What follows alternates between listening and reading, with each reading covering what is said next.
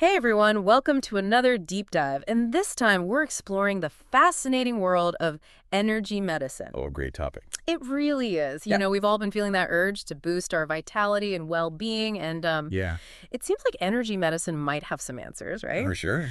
So we dug into some research and we're going to unpack some incredible concepts. Right. Like, get this. Have you ever heard of Qi? It's this vital life force energy, and apparently it can get, like, blocked. Yeah, interesting. And that can mess with your whole system. We're going to dive into how different practices can unblock it and bring everything back into balance. I'm curious to learn more about that. Me too. We'll be looking at all sorts of approaches, Right. from acupuncture to herbal medicine, and even some methods that work with energy fields you can't even see. Whoa, that's getting a little out there. I know, right? It's going to be fascinating. It is. It's interesting how energy medicine often gets labeled as alternative, Right? but it actually shares a core principle with conventional medicine, Interesting. What's that? that the human body is this complex energetic system. Oh, that's a good point. So maybe it's not about alternative versus conventional, but more like Right. different ways of working with that energy. Exactly. Energy medicine views the body as this interconnected network. And sometimes blockages in that network Yeah. can lead to imbalances that can show up as physical or emotional distress. So it's all about restoring harmony and flow in that system. That's the core idea. And what's fascinating is that these practices have been around for centuries. Oh, wow, really? Yeah, rooted in ancient traditions that recognize the importance of this subtle energy. That's incredible. So we're talking about things like acupuncture, energy healing, herbal medicine, homeopathy, right? Exactly, each offering a unique perspective on how to work with the body's energy to promote healing and well-being. I love that. So let's start with acupuncture. I know it involves needles, but how does it actually work with energy? Okay, so acupuncture is based on the concept of qi flowing through specific pathways called meridians. Meridians. Okay. Think of them as energetic rivers running through your body. Oh, okay. I like that imagery. And when there's a blockage, it's like a dam disrupting the flow. Ah, so the needles are like tiny keys to unlock those dams and get the energy flowing again. That's a fantastic analogy. By inserting fine needles at specific points along the meridians, acupuncturists aim to stimulate the flow of qi and restore balance. That's so cool. And this can help with things like pain relief. I've heard it's really effective for back pain. It certainly can. Yeah. One of the amazing things about acupuncture is its ability to trigger the release of endorphins. Oh, the body's natural painkillers. Exactly. It can also help reduce inflammation. Oh, wow. Okay, so that's acupuncture. Now, energy healing. That one always seems a bit mysterious to me. I know what you mean. It might seem mystical, but at its core, energy healing is about using the practitioner's energy Okay. to influence the client's energy field. So it's not about physically manipulating the body, Hmm. but working with the energy that surrounds and permeates it. Precisely. Techniques like Reiki and therapeutic touch involve gentle touch or simply holding the hands above the body Interesting. to channel energy and promote healing. I've heard people describe Reiki as incredibly relaxing. Is there any science behind that? There is some research suggesting that Reiki can reduce stress hormones and promote relaxation. Ah, interesting. It might be influencing the autonomic nervous system. So it's not just a feeling, but there might be actual physiological changes happening. Precisely. And that's where energy medicine gets really fascinating. Yeah. Bridging the gap between subjective experience Okay. and objective measurable effects. I like that. Okay, let's move on to herbal medicine. This one feels a bit more familiar, like using chamomile tea to relax. Perfect example. Mm. Herbal medicine harnesses the vital energy of plants Yeah. to nourish and support the body's own energy system. So each herb has its own unique energetic signature. Exactly. Some are warming and energizing like ginger or ginseng, while others are cooling and calming like chamomile or lavender. So you find the right herb to address a specific energy imbalance. Yes, matching the plant's energetic properties with the individual's needs. That makes sense. Okay, last one on our list, homeopathy. I've always been a bit puzzled by this one. Yeah, it's unique. Homeopathy uses highly diluted substances Okay. to stimulate the body's self-healing mechanisms. So you're not getting a large amount of a substance, but a tiny amount to trigger a healing response. Exactly. It's based on the principle of like cures like. So a substance that causes certain symptoms in a healthy person can, in a highly diluted form, actually alleviate those same symptoms in someone who's ill. Okay, I'm starting to see how each of these practices approaches energy in a different way. But Yeah. what ties them all together? The common thread is a recognition that we're not just physical beings, Hmm. we're also energetic beings. And by working with these subtle energies, we can promote healing and enhance our well-being. That's fascinating. I feel like my understanding of energy medicine is already expanding. That's great. But with all these approaches, where do you even begin? It can feel overwhelming, for sure. The key is to explore and find what resonates with you personally, what feels intriguing, what sparks your curiosity. That's often a good starting point. That makes sense. Speaking of curiosity, I'm wondering how all of this actually works. What's happening in the body when someone receives acupuncture or Reiki? How does it affect our energy? That's where it gets a bit more complex, and honestly, the scientific understanding is still evolving. Right? But many practitioners believe that these techniques work by influencing the flow of qi, restoring balance to the body's energy field, and stimulating its innate healing abilities. So, tapping into the body's own wisdom and supporting its natural capacity to heal. Exactly. And that's what makes energy medicine so empowering. It recognizes the interconnectedness of our mind, body, and spirit, and it empowers us to take an active role in our own well-being. And I love that. This is really fascinating. I'm curious to learn more about how these specific techniques are used and what kinds of issues they can address. Plus, I'm wondering about safety and how to find a reputable practitioner. Is that something we can delve into? Absolutely. Let's dive into those aspects next. As we explore these techniques, it's fascinating to see how they view energy itself. Oh, in what way? Like acupuncture. Mm. It's all about the flow of Kara along these meridians. Yeah. It suggests a very specific, structured energy system. Like an energetic roadmap. Exactly. But then you have energy healing, like Reiki. Mm-hmm. It seems to work with a more fluid energy field, Hmm. influenced by intention. Less about specific points, more about overall flow and balance. So acupuncture is the hardware and energy healing is the software. That's a great way to put it. And then there's herbal medicine with the vital energy of plants, Yeah. nourishing the body's energy systems with natural properties. It's amazing how each one offers a different lens to view and work with energy. It really highlights how complex and multifaceted energy is. But how do we know if any of this actually works? I mean, beyond personal stories, is there scientific proof? I'm sure a lot of people are wondering that. It's a valid question, and thankfully, researchers are exploring it. Okay. While scientific understanding is still evolving, there's growing evidence supporting its effectiveness for certain things. Oh, really? Like what? Right. What kind of evidence? Well, studies have shown acupuncture can be effective in pain relief, reducing nausea, even helping with depression and anxiety. Wow, that's impressive. What about other techniques? There's research on Reiki, too, showing promising results in reducing stress and anxiety, promoting relaxation, and improving well-being. Hmm. And for herbal medicine, research on things like ashwagandha shows positive results in stress reduction and cognitive function. So while there's still much to learn, there's enough evidence to suggest it's worth looking into. Definitely.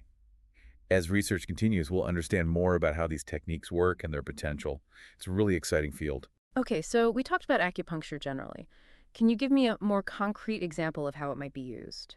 Sure, imagine someone with chronic back pain. An acupuncturist might insert needles along certain meridians associated with the back and the energy flow there. And that helps to relieve the pain. That's the idea. It can reduce inflammation, relax muscles, and promote healing by restoring that flow.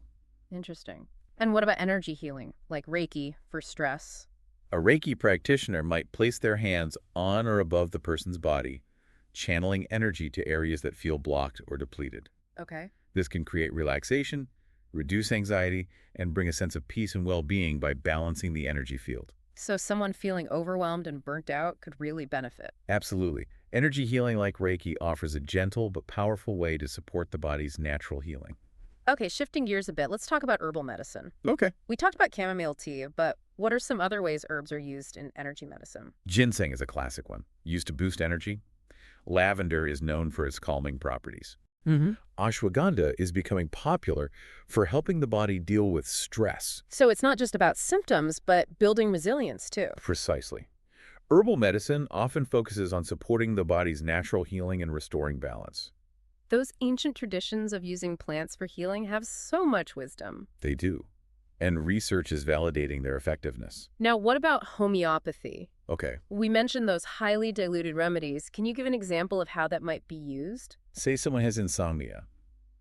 A homeopath might prescribe a remedy made from something that, undiluted, could cause sleeplessness. Wait, something that would normally keep them awake? How does Mhm. that work? It's all about the dilution. The substance is so diluted that there's practically none of it left. Huh. It's the energetic imprint of the substance that's thought to stimulate healing. So, like a gentle nudge to help the body rebalance. Yes, a very individualized approach, with remedies tailored to the specific person. Energy medicine is not just a collection of techniques, it's a whole different way of thinking about health. That's a great way to put it. We're not just physical, we're energetic beings. Right. And addressing imbalances at that energetic level can have a huge impact on well-being. Okay, let's circle back to those other methods. EFT, kelp therapy, and Reiki. Oh, yeah. How do those fit into the bigger picture? EFT, or emotional freedom technique, is great for addressing emotional blockages. Okay. It combines tapping on specific points with affirmations to release negative emotions and beliefs. Interesting. And kelp therapy. I'm curious about its actual applications beyond seaweed wraps. Aha. Right. Kelp therapy focuses on the benefits of consuming kelp, a type of seaweed. Gotcha. It's packed with minerals and vitamins, supporting thyroid function, energy levels, and detoxification. So more about nourishing the body than hands-on healing. Yes, but some believe kelp also has subtle energetic effects, clearing blockages and balancing the energy field. Getting a dose of ocean energy. Okay, and lastly, Reiki. Okay. We touched on it before, but can you elaborate on how it works and what it can help with? Reiki is a Japanese energy healing technique, channeling energy into the client. Right. Practitioners use gentle touch or hold their hands in specific positions above the body, facilitating energy flow. What are the benefits of that? It's known for promoting deep relaxation, reducing stress, and supporting healing. Mm. Often used for emotional issues, chronic pain, and overall well-being. A very gentle approach. So many tools and techniques to address different aspects of well-being. It must be overwhelming for someone new to all this. Where would you even start? You're right, it can be overwhelming. Yeah. That's why it's essential to do research, talk to practitioners, and listen to your intuition. Find what resonates with you personally. Exactly. What works for one might not work for another. It's a journey, and the most important thing is to be open and willing to explore. Now, we talked about side effects earlier. Are there any risks or things people should be cautious about? Energy medicine is generally safe, but it's always smart to consult your doctor, especially with underlying conditions or medications. Are there any specific conditions where it might not be appropriate? It's not recommended for severe mental health disorders or pregnancy without a doctor's okay. Okay, always good to be cautious. Absolutely. Remember, energy medicine should complement, not replace, conventional medicine. So see your doctor first if you have a health issue. Exactly. Okay. And then explore energy medicine as a way to support your overall well-being. Okay, so if someone's intrigued and wants to try it, where do they begin? There are tons of resources. Oh, good. Books, websites, online courses, even local workshops. Any recommendations for where to start? The National Center for Complementary and Integrative Health, NCCIH website is a great starting point. Perfect. And how about finding a practitioner? Ask for recommendations, search online directories, but check credentials and experience. Don't hesitate to schedule a consultation, ask questions, and find someone you feel comfortable with who aligns with you. I've been wondering if it's all about tapping into these energy systems. Can anyone learn to do it on their own? That's a great question. It depends. Okay, I'm intrigued. Some things, like EFT or certain energy exercises, can be learned and practiced at home. Others, like acupuncture or Reiki, need specialized training. So for those, you really need a qualified practitioner. Definitely. But there are things we can explore on our own. Like what? What are some easy ways to start working with energy? Mindfulness practices, like meditation and deep breathing, are fantastic. Sure. Even 5 minutes a day can help connect with your energy and calm your mind. Yeah, I find deep breathing really helps me feel calmer. It's amazing how powerful it is. Gentle movement like yoga or Tai Chi can balance energy and release blockages. And spending time in nature is incredibly restorative. It's like we're coming back to the simple things. Exactly. Energy medicine is about recognizing we are energetic beings and finding ways to harmonize our energy systems. This has been so insightful. We've only scratched the surface, though, haven't we? You're right, there's always more to explore, but hopefully this is a good starting point for listeners. For those wanting to learn more, we have a list of resources in the show notes. That's great. Websites, books, organizations, a wealth of knowledge out there. And remember, it's a personal journey. Be curious, experiment, and find what resonates with you. That's the beauty of energy medicine. It's not one size fits all. It's about what works best for you. And it's not about achieving perfection, but embracing the journey. Before we wrap up this part of our deep dive, I want to leave you with a thought. Yeah. What if we all have the potential to tap into our energy and unlock greater vitality and well-being? What if it's not just about healing, but living more fulfilling lives? That's a powerful question. What if we all have that innate ability to heal and create more joy and balance in our lives? And maybe energy medicine can help us remember that. I think so. It's given me a lot to think about. That's wonderful. I think this is a good point to pause our deep dive for now. Thanks for joining us on this fascinating journey so far. We'll be back soon with the final part of our deep dive into energy medicine. Welcome back to our deep dive. We've covered so much about energy medicine, from acupuncture to Reiki, and even touched on the science behind it. It's been a great journey so far. Now, for anyone feeling inspired, what practical tips do you have for giving energy medicine a try? Where should they start? Well, it's fantastic that people are feeling inspired. That's really the first step, Mm-hmm. having that curiosity and openness. My advice is to approach it with an open mind, but also realistic expectations. You mean don't expect overnight miracles, it takes time. Exactly. Energy medicine is a process, and it might take a while to find what works best for you and see those results. Be patient with yourself, and remember that even small changes can have a big impact on your well-being. That's true. Sometimes we focus so much on the big stuff that we miss those subtle shifts. Right.